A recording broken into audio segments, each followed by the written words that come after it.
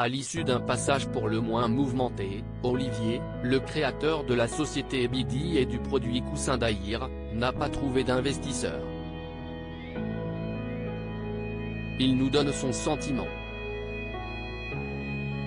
Il ne connaissait pas l'émission avant de la regarder et de s'endormir devant. Olivier de Coussin d'Aïr a eu l'idée d'inventer une poudre permettant de créer un petit nuage permettant d'éviter les bruits et les odeurs lorsque l'on va aux toilettes.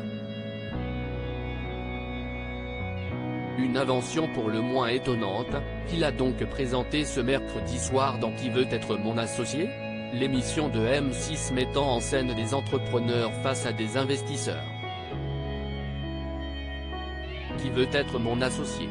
Olivier, Coussin d'Aïr, n'a pas voulu rentrer dans le petit jeu du pipi-caca s'il connaissait déjà Anthony Bourbon, qu'il avait eu l'occasion de rencontrer quelques mois plus tôt. Les autres investisseurs, eux, lui étaient parfaitement inconnus.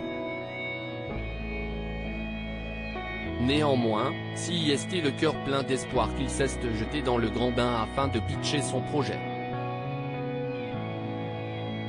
Mais le destin n'a malheureusement pas frappé à la porte d'Olivier, qui n'a pas su répondre à certaines questions clés sur son business. Je n'ai pas voulu rentrer dans le petit jeu du rire et du pipi-caca, raconte-t-il en exclusivité à Télé Loisirs, car autour de moi, il y a des gens pour qui c'est un vrai sujet.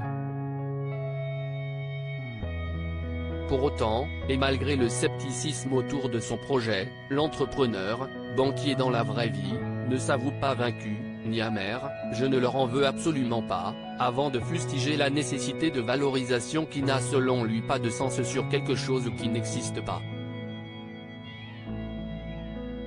Pour moi, une entreprise, si est une aventure, si est un pari. Il explique en effet que toute sa vie il a combattu les business plans. Pour moi, une entreprise, si est une aventure, si est un pari, on ne sait pas ce qui peut se passer.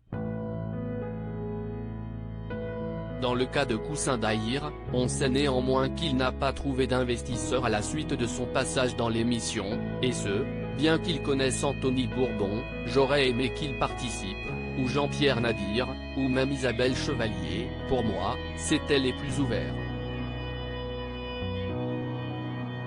Moi ce que je voulais, c'était tabler sur le pari, et pas sur une valorisation parce qu'en réalité, si on est raisonnable sur le type de produit, le risque est relativement faible par rapport au nombre de personnes concernées par le sujet. À lire aussi 52 000 € de chiffre d'affaires en 3 jours, les chiffres fous de l'impact de Qui veut être mon associé ? Pour Détective Box.